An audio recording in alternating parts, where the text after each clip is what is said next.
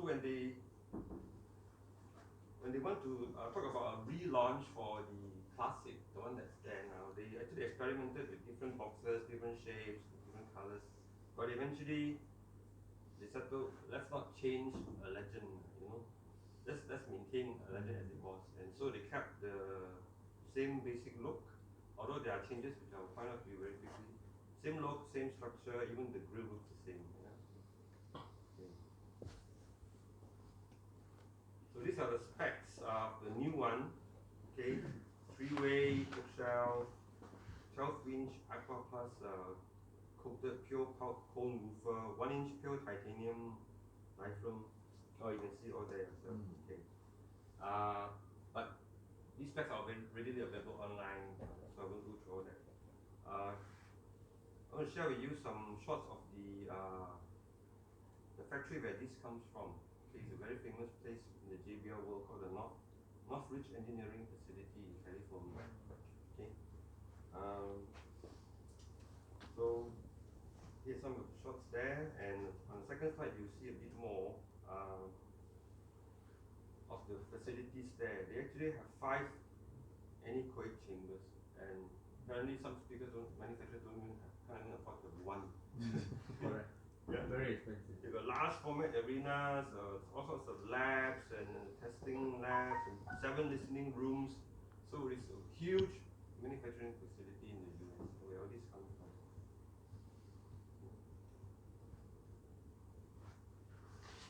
Back to the design, the reinventing the legend. So they decided to keep the 70s look. The 3 color schemes are maintained, except the foam grill now is called the Quadrex foam grill. So it's a different material. It won't deteriorate like last time. Last time it lasted say 3-4 years and it started to fall apart. So that part is a change in terms of material wise. Okay, some quick specs and comparison. The new thing in the new model, there's a V brace inside there, and the MDF boards are slightly thicker, 3/4 inch around the sides, 1 inch in the front, and you can see the drivers there. Yeah. Here's a comparison of old and new. The next one, okay, the L100 Century on the left side, new one on the right side. The box is actually slightly bigger. It's also a bit more heavier because of the size of the drivers. You can see the woofer on the new model alone weighs 22 pounds. It's a very big driver. I mean, it's a very substantial looking driver. Yeah. And then the alignment of the 3 drivers are more vertically aligned than new models compared to the older one.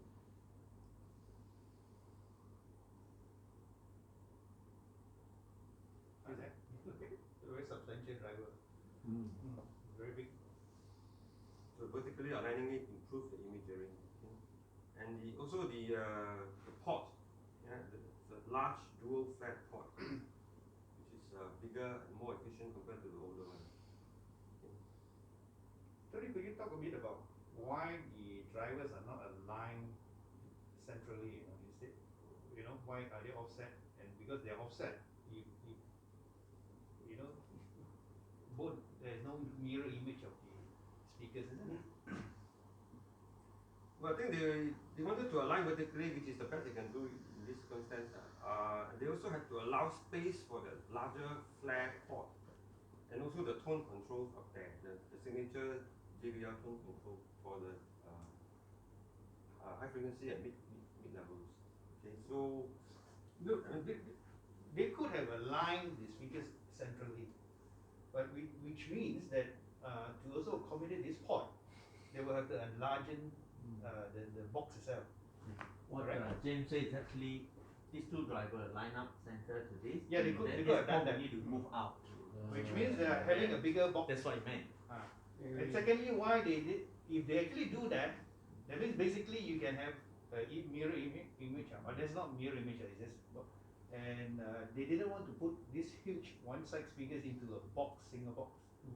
So that's why they ship it individually instead of having a pair inside that. If you look at the 4312G, those are mirror image. even the A2 is similar. Those are mirror image, and if you look at the size of the box to accommodate this pair of speakers is a lot bigger than the L100. So I think they learned from that, they didn't want to do it. They also said in this case the L100, the speaker is big enough and at a distance usually used far enough not to have require a need for a mirror pair. Whereas the smaller one, the L82 is a mirror pair. So a pair is packed in a box and the tweeters are when they are used, the tweeters are on the inside. Mirror image. I have a slide here to talk about very quickly the crossover points used for old and new. So the old one on the left side, see the mid driver was doing quite a lot of work at the upper end and also at the lower end, and there was a lot of interference with the other drivers. Of course, with in the 90s when measurement equipment and technology improved and material science improved, they can redo it and the new ones on the right side, you see a more balanced use of the drivers, and the crossover points are lower for the tweeter and also lower for the mid. Yeah. This next slide shows you the simple crossover used. It was a 2-component simple crossover in the old days, and now it's a 15-component high order crossover. So it's where the crossovers change, and the little graphs there above each one show you where they tend to overlap. The drivers in the old one, the drivers were overlapping in each other's territory, whereas in the new model they don't disturb each other's frequency so much. Yeah. What you meant is actually this drop, the drop off is much sharper. So you don't have much like this. It has a lot of remnants crossover. Crossing over into the other drivers area. So physically it looks very much the same like the one in the 70s, but actually all the new technology and new components make it into a very modern speaker. Yeah.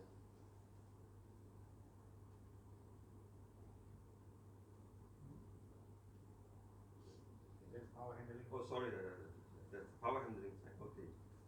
This one is just a quick one on the stand, the dedicated stands. It's optional.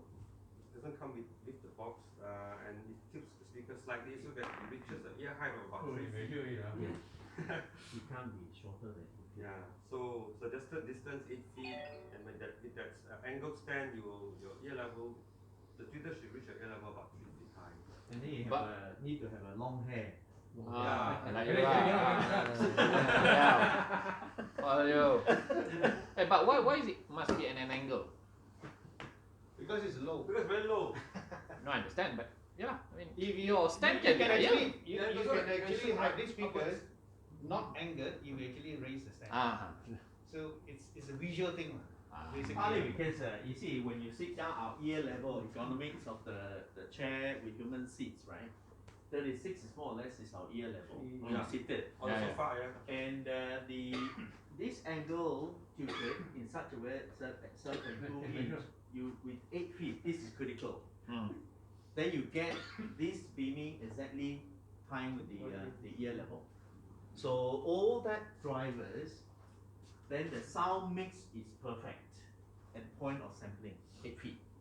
Shorter than that, you probably get, if you're too high, you get more skewed high frequency. Too low, you get more bass.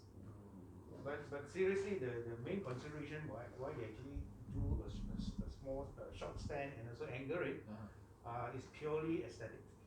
Because it looks better with the speakers lower down that have a high stand with this huge speakers. I think given the box itself is bigger than conventional speakers, if you make it higher, so it looks people a bit also ugly. feel like topple down. Okay. Okay, moving on. Actually, if you do not take off the grill, you have to tell the difference. For my old one. From a that, distance, you can't tell. exactly, it looks exactly the same. Yeah, that was The size is the same. That was the idea. The material used, the foam is, the iconic foam is still there. Okay, the result of all that is the L100 Classic is got received great acceptance all over the market, very good reviews. There's even a fan club there. You see the couple there in the black T-shirt is their own L100 L100 fan club. But no British test review.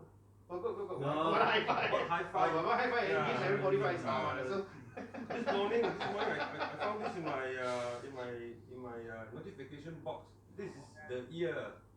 The ear is right? The ear. Yeah, and the little red box saying Best Buy. This review is September 2019. I think the British press are a little bit kinder these days. Those days I remember, they will whack it. But this is but it's a different speaker actually. Yeah. Yeah. oh, I think the reason why the British don't slam it so much is because it actually is able to do quite nice tones. We will have to show it to you that if we actually play dedicated just instruments, piano, violins and things like that, it actually sounds quite nice. It's not the most accurate speakers, but if you want to have fun, it's there. Yeah, got a few more slides on the smaller brother, the L82 Classic, the pair. Yeah. Okay. So the same kind of sound signature, but meant for smaller rooms and spaces. It's a two-way design instead of a three-way. And in this case, it is a mirror pair. Yeah, a pair to a box.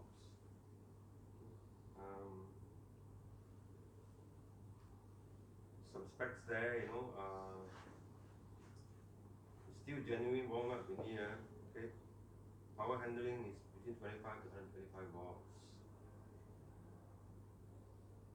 44 to 40. It's got it also has a pair of dedicated stands. In this case, it's higher than the other one. The stands are also there on display.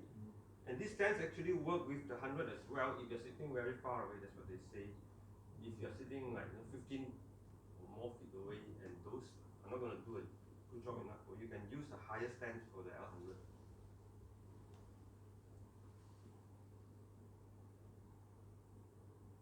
Big shot of the tweeter is the same titanium tweeter as the L100.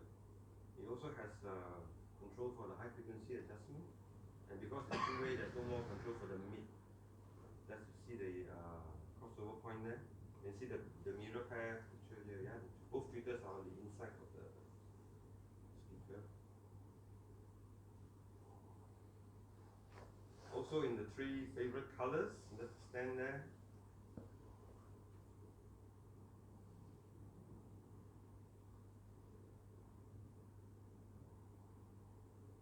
So JBL is also very proud of the quality of the finishing and the details, hence justify its premium pricing. It's always been a little bit more expensive than the competition.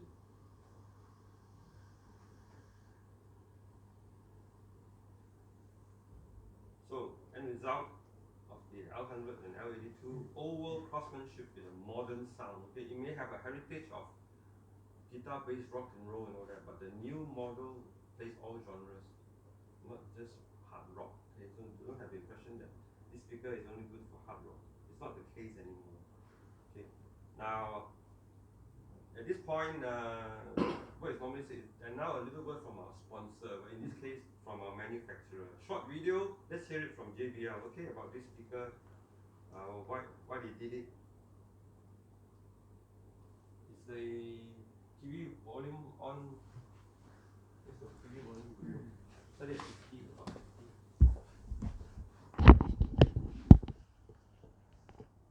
50. Okay, alright.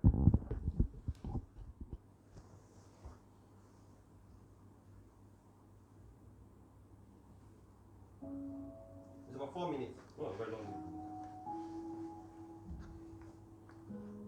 This is not a retro speaker brought back to sell a retro speaker. This is a modern speaker that is built to modern specifications, and it's gonna rock the world. I'd say excited could be an understatement. I remember this iconic speaker from back in the 80s. There was an old commercial that featured it. It's the iconic speaker from the Maxell ad in the blown away ad, and everybody remembers the martini glass falling over. The original L100 came out in 1971, and it was a derivative of the 4310. We found that engineers were taking these speakers home and using them as their home hi-fi. They realized, well, the 4310 doesn't look that great at home. Let's make a nice looking piece of furniture for home. And the first L100 was born.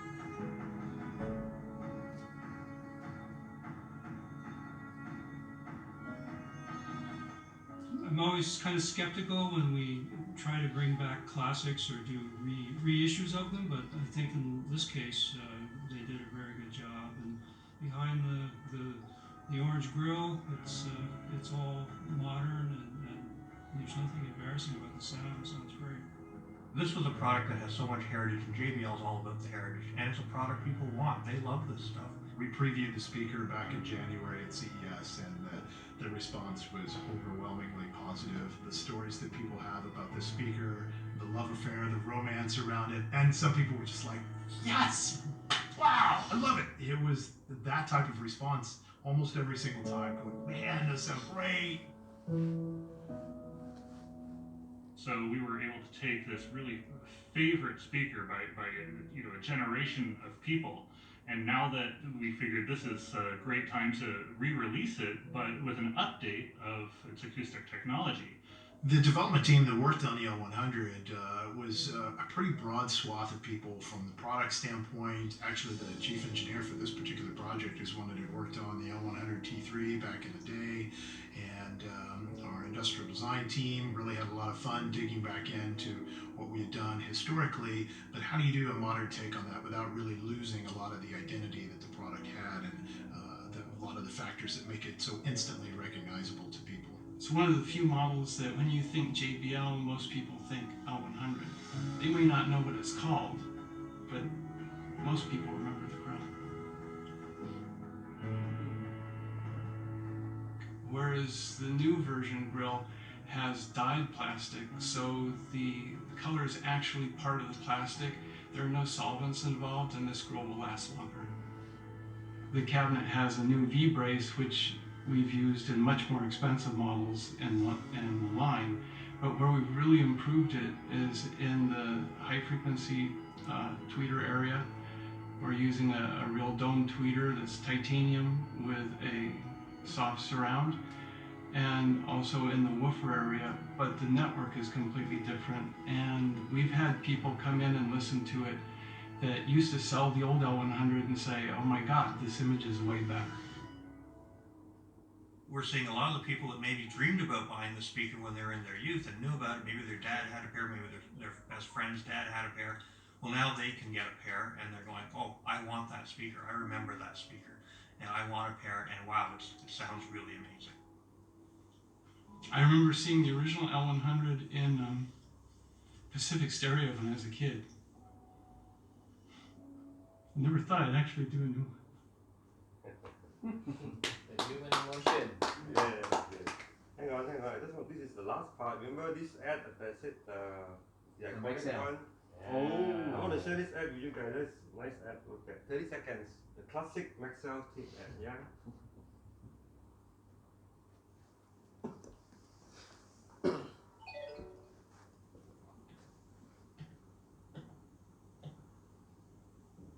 The usual, sir.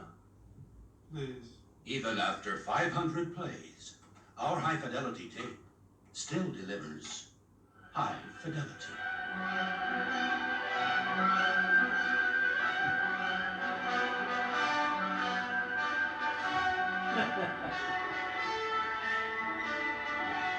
Maxell, it's worth it. Let's see whether you blow your hair off. No hair lah. That's why he came like that. He was. Hey, young one, what's that black rectangle thing just now? Oh no, it's like. You're too young. Oh, you mean cassette was before your time? Hey, you have lots of them, man. Okay, that's it, guys. Any questions? You know, you can also ask around during the mix. Just now you mentioned about competition, huh? Hmm. For this kind of design, what are the speakers that is a rival to the L100? I think for the design, there isn't any direct rival, right? Well, although I think after you see the L100 Classic came out in 2001, 2018, I 18, think. 2018. After that, there were a few other manufacturers going back to the heritage and doing something like what these guys are doing.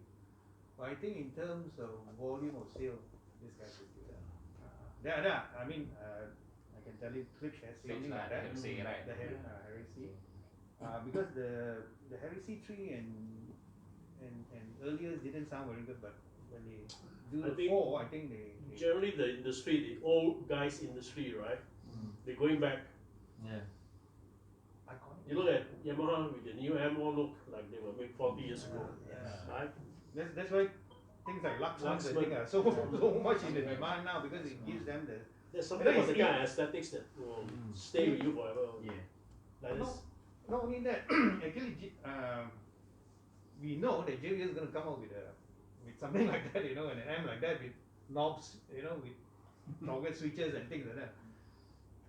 I think we'll probably bring in a sample to have a look, but that is going to happen, Even JBL will have it. Things like Sensui and things like somebody actually brings up a brand, we probably will have quite a big following. That's what's happening to the Japanese. Panasonic is doing it under Technics. Sony has been doing it under Esprit or something like that. They had the very modern looks then, but now they're slowly creeping back to something like what they had. Well, Sony didn't have any heritage to talk about in terms of audio. But people like Pioneer, Sansui, Yamaha has always had it.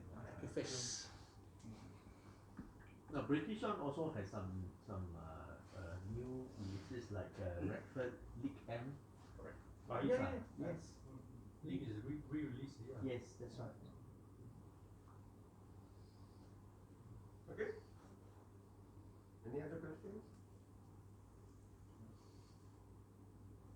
If not, okay. Join us for refreshments and music.